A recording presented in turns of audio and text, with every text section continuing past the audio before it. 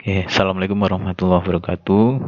Pada kesempatan kali ini saya akan menjelaskan tentang bagaimana menganalisis konteks permasalahan dalam penelitian kuantitatif dan kualitatif. Ya, jadi penelitian kuantitatif dan kualitatif sebelum kita masuk ke bagaimana cara melakukan analisis permasalahan, apa bedanya penelitian kuantitatif dan penelitian kualitatif? Pada penelitian kuantitatif, penelitian ini berlandaskan pada filsafat positivisme. Penelitian ini digunakan untuk meneliti pada populasi atau sampel tertentu, jadi harus ada sampel dan populasi, di mana proses pengumpulan datanya itu menggunakan instrumen penelitian dan analisis data yang dilakukan dalam penelitian kuantitatif itu bersifat deduktif. Biasanya untuk menguji suatu hipotesis tertentu. Sedangkan pada penelitian kualitatif, ya ini bersifat post-positivisme. Nah, penelitian ini digunakan untuk meneliti suatu masalah pada kondisi objek yang alamiah, di mana peneliti di sini sebagai instrumen penelitian kunci, kemudian analisis datanya lebih bersifat induktif, kualitatif. Kalau kuantitatif tadi deduktif, menguji suatu hipotesis, ya. Kalau kualitatif itu bersifat induktif dan hasil penelitiannya itu lebih menekankan pada makna daripada generalisasi. Sedangkan kalau penelitian kuantitatif itu hasil penelitiannya itu lebih menekankan pada generalisasi. Maksudnya hasil penelitian yang didapatkan dalam penelitian kuantitatif ini biasanya diturunkan atau digeneralisasikan, diumumkan untuk populasi, padahal penelitiannya dilakukan di sampel, ya, sehingga ini yang dimaksud dengan generalisasi. Kalau penelitian kualitatif, dia tidak mementingkan makna generalisasi, tapi dia tidak mementingkan aspek generalisasi, tetapi hasil penelitian lebih ditekankan pada bagaimana memaknai suatu proses hasil penelitian yang dilakukan. Lalu, apa filsafat positivisme itu dan post-positivism?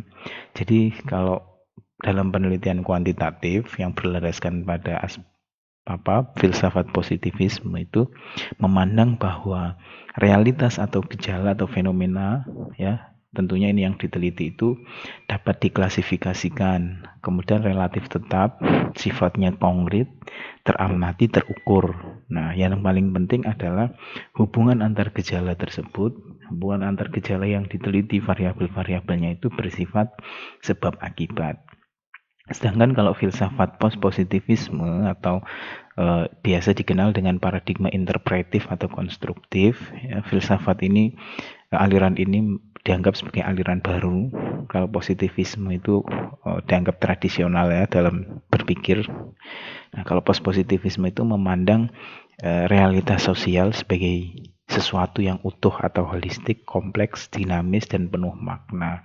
Yang paling penting di sini adalah hubungan gejala, fenomena-fenomena tadi, kondisi-kondisi atau objek-objek yang alamiah tadi yang diteliti, itu bersifat interaktif atau resiprokal. Nah, kalau filsafat positifan, hubungan antar gejala itu bersifat sebab akibat. Nah, ini perbedaan secara umumnya. Kalau dari sifat realitasnya tadi, kuantitatif itu dapat diklasifikasikan, ya, bersifat konkret, teramati, dan terukur. Kalau kualitatif itu sifatnya holistik, dinamis. Maksudnya itu ketika peneliti terjun ke lapangan untuk meneliti suatu masalah, bisa jadi fenomena atau gejalanya itu berkembang, masalahnya berkembang. Tapi kalau pada penelitian kuantitatif itu tidak. Hasilnya konstruktif. Jadi membangun suatu teori, kemudian masalah untuk mencari teori-teori dari suatu hubungan atau gejala, ya. Makanya tadi sifatnya interpretif. Kemudian hubungan peneliti dengan yang diteliti, kalau pada penelitian kuantitatif itu independen. Sehingga kalau pada penelitian kuantitatif itu lebih terbangun objektivitas. Kalau kualitatif itu interaktif dengan sumber data supaya memperoleh makna. Jadi peneliti itu kalau dalam penelitian kualitatif itu bersifat sebagai instrumen kunci. Ya, sehingga proses subjektivitasnya muncul di sini.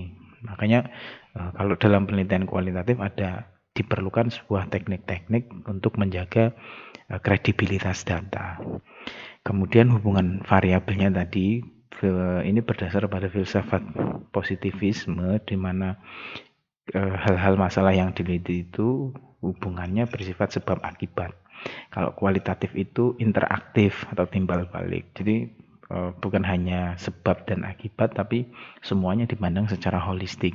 Nah, kemudian kalau pada penelitian kuantitatif itu bersifat generalisasi. Misal pada sampel tertentu dia dianggap berakibat, mempunyai penyebabnya demikian. Nah, kemudian digeneralisasi ke populasi. Nah, kalau kualitatif itu sifatnya dia transferability, tidak digeneralisasi ya, lebih kepada pemaknaan. Sehingga kalau kualitatif itu hanya mungkin dilakukan transferability atau dikondisikan dalam hasil yang sama itu harus ada dalam ikatan konteks dan waktu. Ya, jadi misal hasil penelitiannya itu XYZ.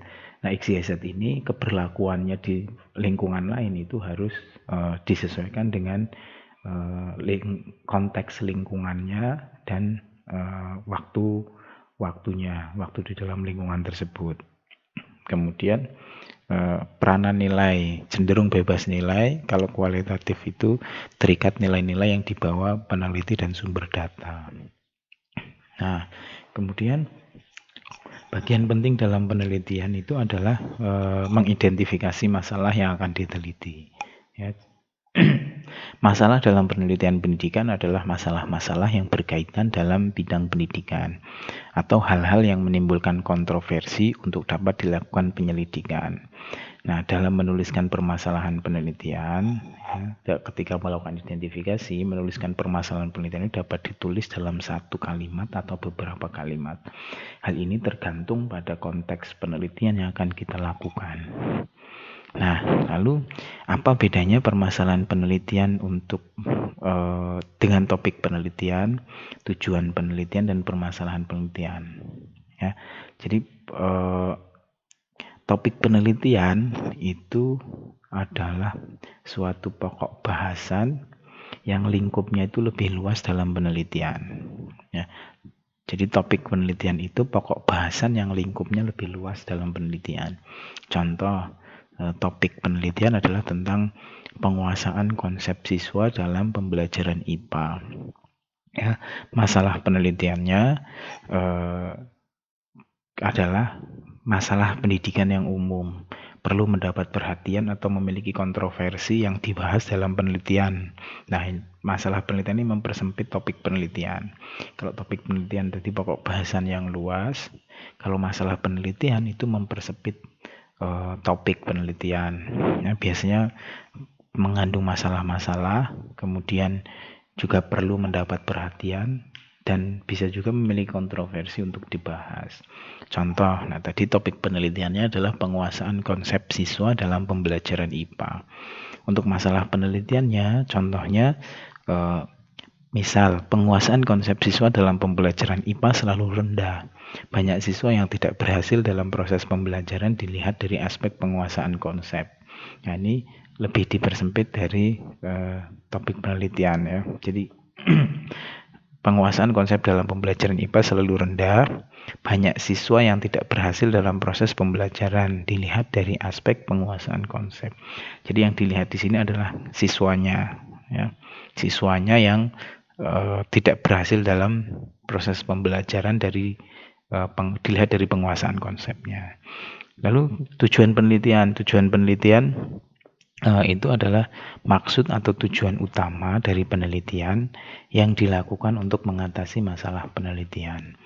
Ya, jadi tujuannya apa untuk mengatasi masalah penelitian? Contoh tadi masalah penelitiannya tadi banyak banyak yang siswa yang tidak berhasil dalam pembelajaran IPA dilihat dari aspek penguasaan konsep. Maka di sini tujuannya saya mengambil tujuan penelitian, saya ingin mengidentifikasi faktor-faktor yang mempengaruhi rendahnya penguasaan konsep siswa dalam pembelajaran IPA. Jadi tujuannya tadi berdasarkan masalah penelitian yang saya ungkapkan tadi, topiknya ada tadi, topiknya tentang penguasaan konsep siswa dalam pembelajaran IPA. Masalahnya adalah rendahnya hasil belajar siswa. Ya dilihat dari aspek penguasaan konsep. Maka tujuan penelitian saya adalah untuk mengidentifikasi faktor-faktor yang mempengaruhi rendahnya penguasaan konsep siswa dalam pembelajaran IPA.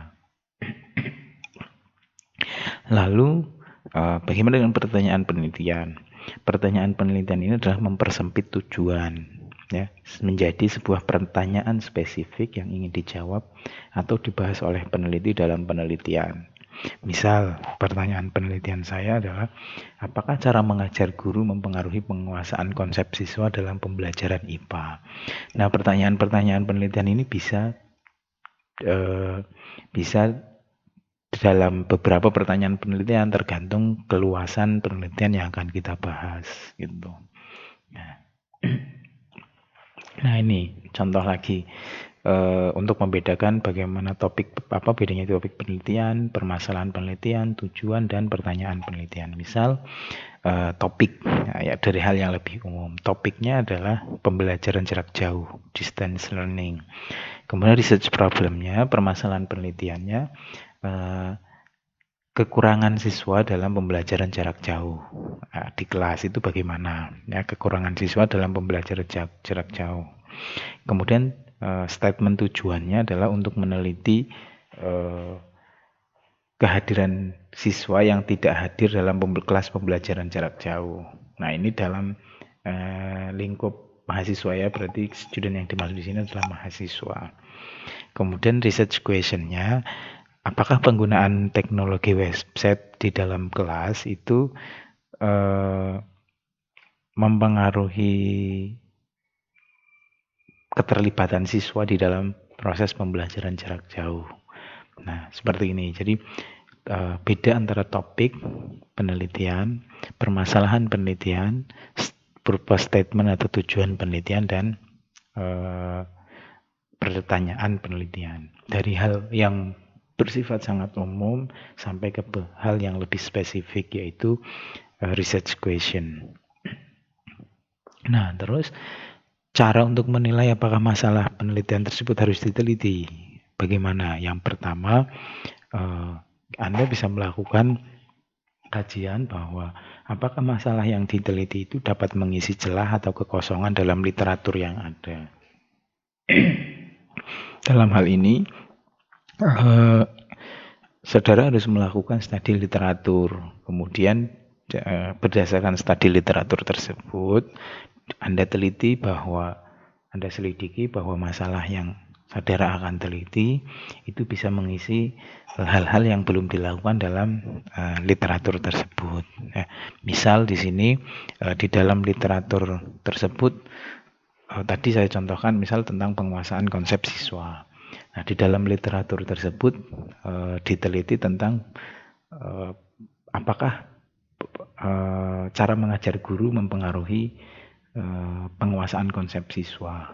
Lalu Anda teliti kekosongan yang ada dalam literatur yang belum dilakukan dalam penelitian tersebut. Misal tingkat kenyamanan belajar siswa, fasilitas-fasilitas belajar yang ada di dalam kelas, seperti itu. Nah, kira-kira berpengaruh atau tidak. Nah, kemudian yang kedua, masalah yang diteliti itu apakah mereplikasi penelitian sebelumnya. Jika mereplikasi, maka kita sebagai peneliti itu harus mampu melakukan replikasi dalam penelitian tersebut. Jadi, maksudnya di sini adalah supaya masalah penelitian yang diteliti itu jangan sampai sama persis dengan penelitian yang sudah dilakukan. Jadi boleh saja masalah penelitian yang akan kita teliti itu mereplikasi penelitian sebelumnya. Misal peserta berbeda, lokasi berbeda. Misalnya di SMP kelas 10, di SMP kelas 7 misal terjadi miskonsepsi pada materi X misalnya. Nah, saya pengen mereplikasi penelitian tersebut. Nah, maka pesertanya saya ganti. Misal pada konsep yang sama, apakah terjadi miskonsepsi juga untuk mahasiswa misalnya. Nah, kemudian masalah yang diteliti memperluas kajian penelitian sebelumnya atau mengkaji topik yang lebih spesifik. Ya, jadi bisa jadi ini harus mempelajari hasil-hasil penelitian juga artikel ya. Kemudian masalah yang diteliti menggunakan teknik atau teknologi yang berbeda. Misalnya metode penelitiannya atau kalau mengembangkan suatu produk berarti produknya berbeda atau instrumennya berbeda atau misalnya metodologi penelitian yang dilakukan juga berbeda. Nah, lalu apa bedanya masalah dalam penelitian kuantitatif dan penelitian kualitatif? Nah, kalau penelitian kuantitatif itu mengukur variabel, ya. Kemudian kalau kualitatif itu mempelajari tentang fenomena atau gejala-gejala ya. Di sini view of individual, cara pandang seseorang ya. Karena ini peneliti sebagai instrumen kunci. Kemudian menilai dampak variabel ya. Karena tadi dalam penelitian kuantitatif itu ada hubungan sebab akibat. Nah, kalau kualitatif itu menilai proses selama kegiatan penelitian. Kemudian menguji teori, ya, tadi hipotesis. Ya. Kalau ini generate teori, jadi mengumumkan teori, menarik kesimpulan teorinya itu berdasarkan perspektif partisipan atau orang yang diteliti. Kemudian mengaplikasikan hasil ke skala yang lebih luas. Ada proses generalisasi di sini. Ya, jadi mengaplikasikan hasil penelitian ke skala yang lebih luas. Nah, kalau penelitian kualitatif itu tidak. Jadi masalah yang diteliti itu mengandung informasi yang mendetail tentang lokasi-lokasi penelitian atau cara pandang seseorang atau masyarakat yang menjadi objek penelitian. Nah, di sini proses dalam merumuskan masalah ya. Yang pertama itu bisa jadi dari personal experience atau pengalaman pribadi. Ini biasanya digunakan dalam penelitian kualitatif. Ya. Misalnya penelitian yang desainnya naratif, nanti kita pelajari. Kemudian bisa jadi berdasarkan pengalaman workplace. Ya. Ini digunakan dalam penelitian kuantitatif dan kualitatif seperti penelitian tindakan, action research. Ya, workplace itu maksudnya tempat bekerja, ya, bagaimana pengalamannya selama dia, misal guru di dalam kelas, bagaimana pengalaman guru tersebut ketika melakukan proses belajar mengajar di dalam kelas. Kemudian saran yang dibuat oleh peneliti lain. Nah, ini bisa digunakan dalam penelitian kuantitatif dan kualitatif. Ya. Jadi misal setelah membaca peneliti membaca artikel, biasanya ada di bagian tertentu itu peneliti menuliskan hal-hal apa saja yang kemungkinan belum dilakukan dalam penelitiannya. Atau bisa jadi peneliti itu tidak menuliskan secara tersurat tentang saran penelitian, nah, sehingga kita bisa mencari dari hasil penelitian yang dilakukan oleh peneliti lain tersebut. Nah, ini contoh pernyataan masalah. Ya. Statement of problem elements-nya, exploring the conception and misconception of teen smoking in high school, multiple case analysis. Nah, ini pernyataan problem elemen. Topiknya ini, research problemnya ini, ya, dan lain-lain. Ya, terima kasih. Semoga bermanfaat. Assalamualaikum warahmatullahi wabarakatuh.